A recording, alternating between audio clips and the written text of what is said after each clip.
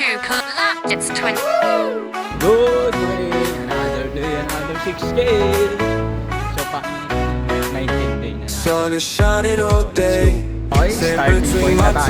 toes. So, Waves let's start. crashing on the bed. Feel that warm breeze blow. One. No Lap worries on pace, my 5 mind. minutes, Just leave 31 stress seconds. behind. Palm Lap trees pace, in the 5 line. minutes, Find that 56 peace I seconds. find. Total 2 Vacation time. kilometers. Halfway I'm point feeling reached. so fine. Lap Living 3. in the moment. Lap duration 5 Sipping on minutes, sunshine. 36 seconds. Lap 4. Lap pace 5 minutes, 23 seconds. Total 4 kilometer minutes, 44 seconds. Music in the Total air. 5 kilometers. Everywhere. So ayun na nga, Dancing another without 6K a yung care. ating natapos. Soaking up Pang the 19 flare. natin. Midnight bonfire light. Stars are shining bright. Everything feels right in this paradise night. Vacation time. I'm feeling so fine. Living in the moment.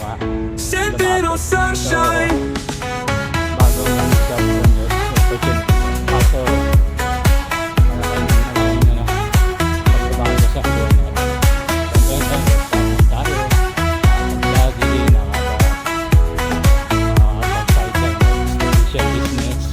Music in the air, laughter everywhere. Dancing without a care, soaking up the flare.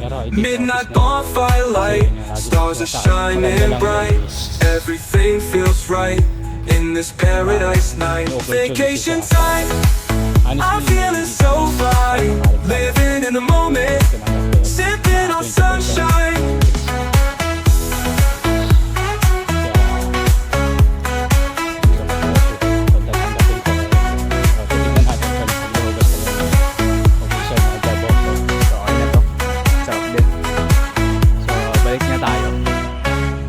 So ayun, 20% increase nga yun.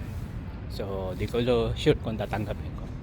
Dahil pag tinanggap natin, possible na give up natin yung nasimulan nating staycation or kuha tayo ng ibang tao na magmamanage tapos sa atin papasahuran. Pero parang hindi okay kasi pag ganun, yung increase na nakuha natin sa new job mapupunta lang din sa ibang tao.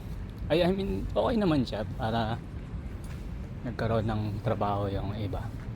Pero for me na kailangan ng extra income, parang hindi win, hindi panalo, di ba? Lalo na kaka-start lang natin sa staycation business. So, hindi pa sure. Inaano pa natin, ginagamay pa natin kung gaano ba talaga kalaki yung income. So, tingnan kaya kung kayo yung nasa posisyon, ano kayang pipiliin nyo. So, comment down below kung anong mas pipiliin nyo.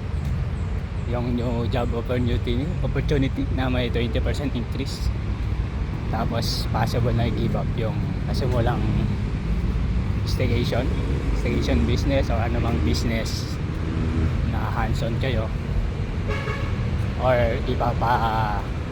manage nyo sa iba tapos sasahuran nyo yun, or commission base, or wag hindi nyo i-grab yung new opportunity, focus sa na-start na business habang nagtatrabaho and